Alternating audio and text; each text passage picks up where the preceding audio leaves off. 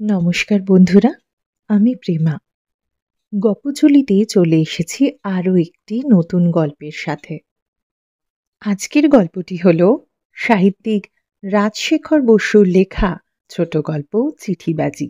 রাজশেখর বসু, যিনি পরশুরাম ছদ্মনামে তার বিভিন্ন সাহিত্য রচনা করেছেন। শুরু করা যাক আজকের গল্প।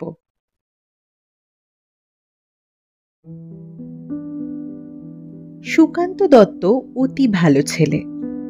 এমএসসি পাশ করার কিছুদিন পরেই পিএইচডি ডিগ্রি পেয়েছে একটি। ভালো চাকরি জোগাড় করে প্রায় বছরখানেক সিন্দ্রির সার কারখানায় কাজ করছে। তার বাপ মা নেই, মামাই তাকে মানুষ করেছেন। আজ সকালের ডাকে মামার কাছ থেকে সুকান্ত একটি চিঠি পেয়েছে। তিনি লিখেছেন, সুকান্ত, তোমার বিবাহ স্থির করেছি। বিজয়লক্ষ্মী কটন মিলের কর্তা বিজয় ঘোষের মেয়ে সুনন্দার সঙ্গে। বনেদি বংশ। বিজয়বাবু আমাদের কাছাকাছি শাখারি পাড়াতে থাকেন। মেয়েটি সুশ্রী, খুব ফর্সা, বিএসসি পাশ করতে পারেনি, তবে বেশ চালাক। ফটো পাঠালুম। তোমারই উচিত ছিল নিজে দেখে পাত্রী পছন্দ করা, কিন্তু একালের ছেলে হয়ে কেন যে তুমি আমার উপর ভার দিলে তা বুঝতে পারি না। যাই হোক, আমি যথাসাধ্য দেখে শুনে এই পাত্রী স্থির করেছি। আশা করি তোমারও পছন্দ হবে। 23শে ফাল্গুন বিবাহ, 5 সপ্তাহ পরেই। তুমি এখন থেকে চেষ্টা করো যাতে 15 দিনের ছুটি পাও। বিবাহের অন্তত 2 দিন আগে তোমার আসা চাই। সুকান্ত মামার চিঠিটা মন দিয়ে পড়ল, ফটোটাও ভালো করে দেখল। কিছুক্ষণ ভেবে সে তার রঙের বাক্স থেকে 3-4 রকম রং নিয়ে এক টুকরো কাগজে লাগালো এবং নিজের বাঁ হাতের কবজির ওপর কাগজখানা রেখে বারবার দেখল তার গায়ের রঙের সঙ্গে মিল হয়েছে কিনা। তারপর আরও খানিকক্ষণ ভেবে এই চিঠি লিখল, শ্রীযুক্ত সুনন্দা ঘোষ সমীপে, আমার সঙ্গে আপনার বিবাহের স্থির হয়েছে। মামাবাবুর চিঠিতে জানলুম আপনি খুব ফর্সা। আমার রং কিন্তু খুব ময়লা। হয়তো আপনি শুনেছেন শ্যামবর্ণ, কিন্তু তাতে অনেক রকম শেড বোঝায়। আমার গায়ের রং ঠিক কীরকম তা আপনাকে জানানো কর্তব্য মনে করি। সেজন্য এক টুকরো কাগজে রং লাগিয়ে পাঠাচ্ছি। আমার বাঁ হাতের কবজির উপর পিঠের সঙ্গে মিল আছে। এইরকম গাঢ় শ্যামবর্ণ স্বামীতে যদি আপনার আপত্তি না থাকে, তবে দয়া করে 1 লাইন লিখবেন। আপত্তি নেই। আমার ঠিকানা লেখা খাম পাঠালো। যদি আপত্তি থাকে তবে চিঠি লিখবার দরকার নেই। 5 দিনের মধ্যে আপনার উত্তর না পেলে বুঝবো আপনি নারাজ। সেক্ষেত্রে আমি মামাবাবুকে জানাবো যে এই সম্বন্ধ আমার পছন্দ নয়, অন্য পাত্রী দেখা হোক। ইতি সুকান্ত। 4 দিন পরে উত্তর এলো, ডক্টর সুকান্ত সমীপে, আপত্তি নেই, কিন্তু প্রকৃত খবর আপনি পাননি। আমার গায়ের রং আপনার চাইতেই ময়লা। কোণে দেখবার সময় আমাকে পেন্ট করে আপনার মামাবাবুকে ঠকানো হয়েছিল, কিন্তু আপনার মতন সত্যবাদী ভদ্রলোককে আমি ঠকাতে চাই না। আমার কাছে ছবি আঁকবার রং নেই। আপনি যে নমুনা পাঠিয়েছেন সেই কাগজ থেকে এক টুকরো কেটে তার উপর একটু ব্লু ব্ল্যাক কালি লাগিয়ে আমার হাতের রঙের সমান করে পাঠালুম। পুরুষের কালো রঙে কেউ দোষ ধরে না, কিন্তু সবাই ফর্সা মেয়ে খোঁজে। যে চোখ কালো সেও অপ্সরী বিদ্যাধরী বউ চায়। আপনি সংকোচ করবেন না। আমার কালো রঙে আপত্তি থাকলে সম্বন্ধ বাতিল করে দেবেন, আর আপত্তি না থাকলে দয়া করে 5 দিনের মধ্যে 1 লাইন লিখে জানাবেন। ইতি সুনন্দা। চিঠি পেয়েই সুকান্ত উত্তর লিখল, আপনার রং আমার চাইতে 1 পোঁচ বেশি ময়লা হলেও আমার আপত্তি নেই। তবে এই সত্য কথা বলবো, প্রথমটা মন খুঁতখুত করেছিল, কারণ সুন্দরী বউ একটা সম্পদ, স্বামীর গৌরব আর প্রতিপত্তি বৃদ্ধি করে। কিন্তু পরে মনে হলো এরকম ভাবা নিতান্ত মূর্খতা। ফটো দেখে বুঝেছি আপনার সৌষ্ঠবের অভাব নেই, তাই যথেষ্ট। রং ময়লা হলেই মানুষ কুৎসিত হয় না। আমার একটা বদ অভ্যাস আছে, জানানো উচিত মনে করি। রোজ 15-20টা সিগারেট খাই। আমার এক বৌদিদি বলেন সিগারেট খোরদের নিঃশ্বাসে একটা বিশ্রী মুখ পোড়া গন্ধ হয়, তাদের বউরা তা পছন্দ করে না। কিন্তু চক্ষু লজ্জায় কিছু বলতে পারে না। 2-4টে বাঙালির মেয়ে যারা মেমদের দেখা দেখি সিগারেট ধরেছে, তাদের অবশ্য আপত্তি হতে পারে না। কিন্তু আপনি নিশ্চয়ই সে দলের নন। আপনার আপত্তি থাকলে এক লাইন লিখে জানাবেন, আমি সম্বন্ধ বাতিল করে দেব। সুকান্ত। 4 দিন পর সুনন্দার উত্তর এলো। মুখ পোড়া গন্ধে আমার আপত্তি নেই, কিন্তু শুনেছি সিগারেট খেলে নাকি ক্যান্সার হয়। আপনি ওটা ছেড়ে দিয়ে মুখ ধরুন না কেন, তার গন্ধেও আমার আপত্তি নেই। আমারও একটা বিশ্রী অভ্যেস আছে, রোজ 20-25 খিলি পান আর দোক্তা খাই। দাঁতের অবস্থা বুঝতেই পারছেন। যারা পান দোক্তা খায় তাদের নিঃশ্বাসে নাকি অ্যামোনিয়ার গন্ধ থাকে। আমার ছোট ভাই লম্বুর নাক অত্যন্ত সেন্সিটিভ, কুকুরের চাইতেও। রেডিওতে যখন কৃষ্ণ সোহাগিনী দেবীর কীর্তন হয় তখন লম্বু অ্যামোনিয়ার গন্ধ পায়। আবার গ্রামাফোনে যখন ওস্তাদ বরে গোলাম মলার দরবারি কানাড়ার রেকর্ড বাজে তখন লম্বু রসুনের গন্ধ পায়। আমার বদভ্যাসে আপনার আপত্তি না থাকলে এক লাইন লিখে জানাবেন, নতুবা সম্বন্ধ ভেঙে দেবেন। ইতি সুনন্দা। সুকান্ত উত্তর লিখল, আপনি যখন সিগারেটের দুর্গন্ধ সইতে রাজি আছেন তখন আমার পান দোক্তায় আপত্তি নেই। তাছাড়া আমাদের এই কারখানায় অজস্র অ্যামোনিয়া তৈরি হয়, তার ঝাঁজ আমার সয়ে গেছে। আপনার হুঁকোর প্রস্তাবটি বিবেচনা করে দেখব। কোনো বিষয়ে আমি আপনাকে ঠকাতে চাই না, সেজন্য আমার আরেকটি ত্রুটি আপনাকে জানাচ্ছি। পুরুষেরা যেমন অনন্যপূর্বা পত্নী চায়, মেয়েরাও তেমনই এমন স্বামী চায় যে পূর্বে কখনো প্রেমে পড়েনি। আমি স্বীকার করছি আমি অক্ষত হৃদয় নই।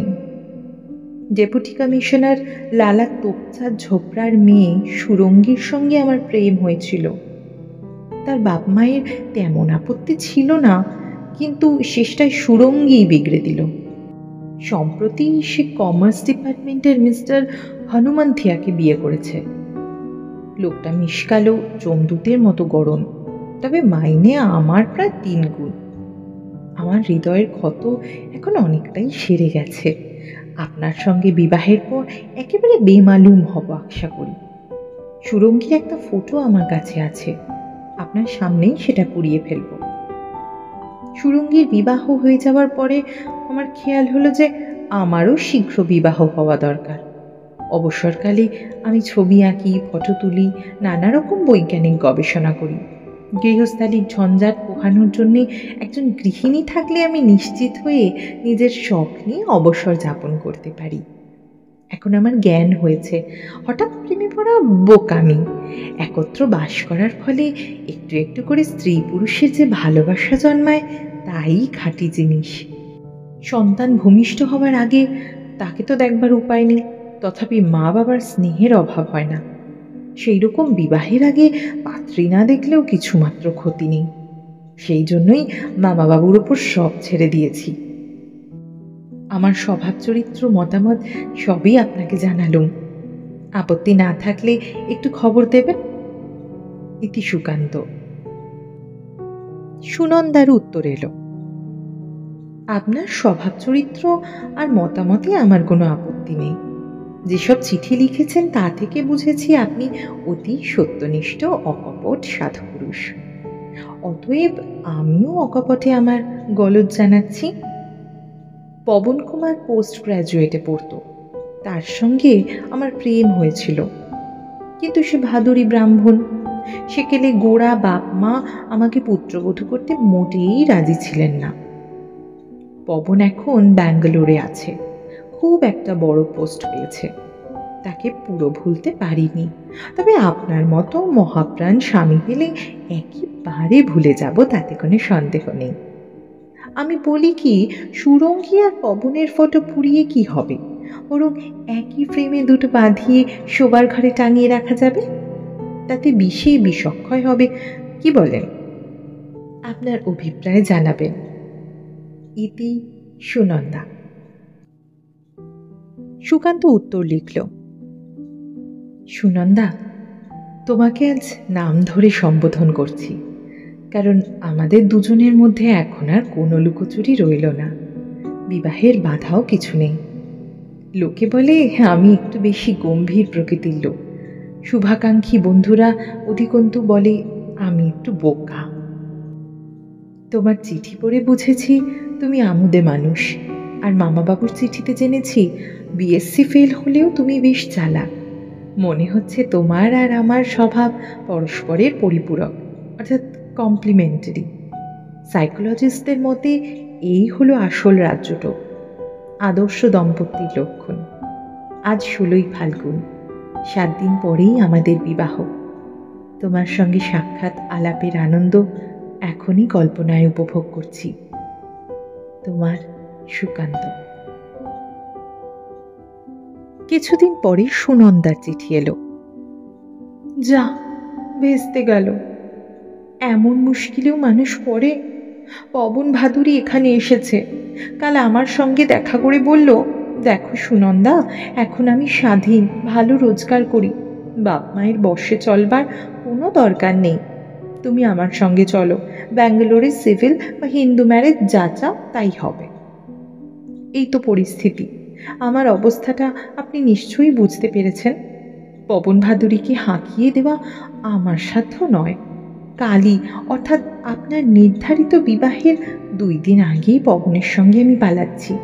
কিন্তু আপনার প্রতি আমার একটা কর্তব্য আছে। আপনার ব্যবস্থা না করে আমি যাচ্ছি না। আমার বোন নন্দা আমার চেয়ে 1.5 বছরের ছোট, দেখতে আমারই মতন, তবে রং বেশ ফর্সা। সেও বিএসসি ফেল, ঝকঝকে দাঁত, পান দোক্তা খায় না, এ পর্যন্ত প্রেমেও পড়েনি। আপনার সব চিঠি সে পড়েছে, পড়ে ভীষণ মোহিত হয়েছে, আপনাকে বিয়ে করবার জন্যে মুখিয়ে আছে। ডক্টর সুকান্ত, দোহাই আপনার, কোনো হাঙ্গামা করবেন না, বাড়ির কাউকেও কিছু বলবেন না। আপনাদের প্রোগ্রাম অনুসারে বরযাত্রী নিয়ে যথাকালে আমাদের বাড়ি আসবেন। পুরুষ যে মন্ত্র পড়াবে সুবোধ বালকের মতো তাই পড়বেন। আমার বাবা নন্দাকেই আপনার হাতে সম্প্রদান করবেন।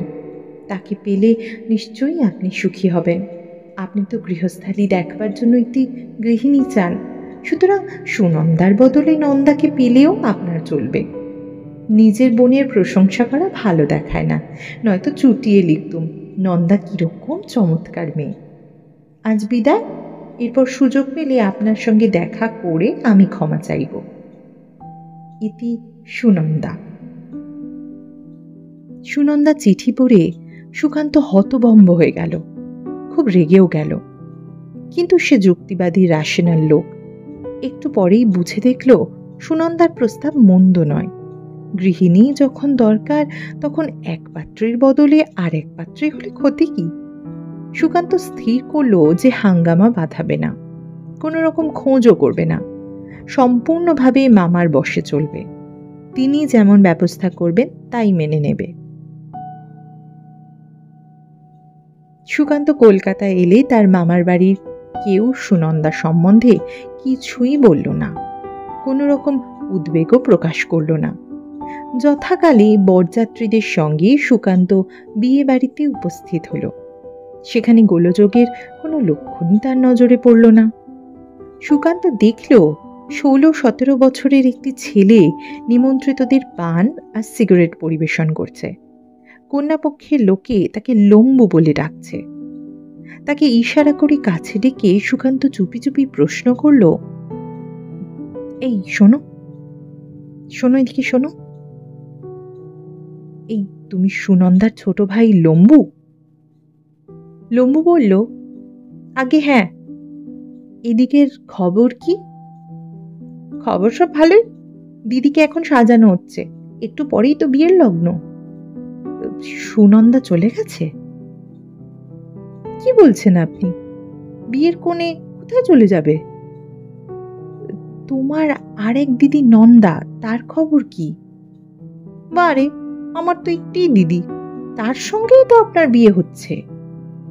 সুকান্ত চোখ কপালে তুলে বলল, ও।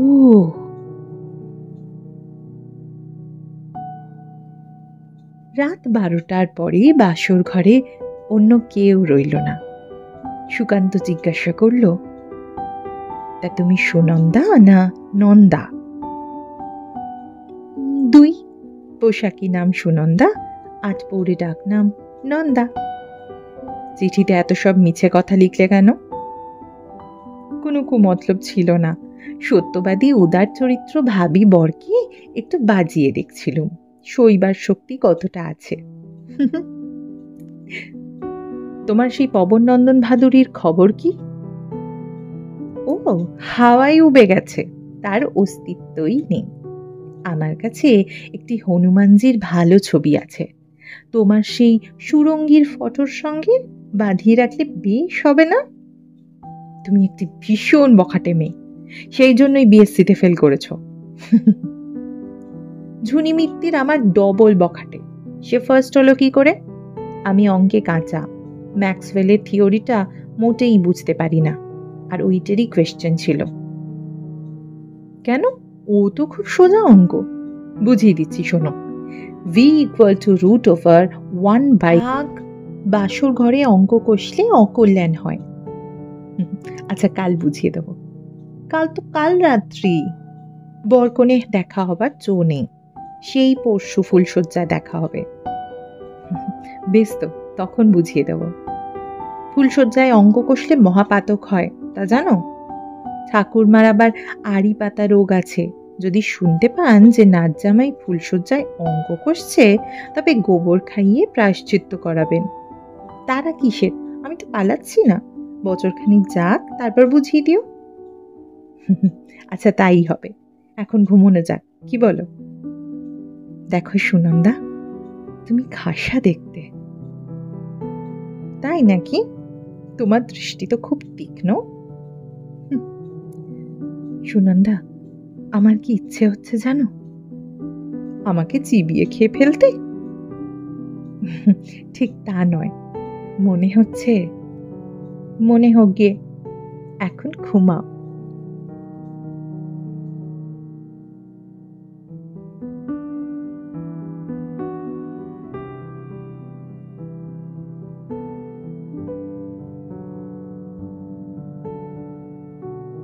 এতক্ষণ শুনছিলেন সাহিত্যিক রাজশেখর বসুর লেখা ছোট গল্প চিঠিবাজি।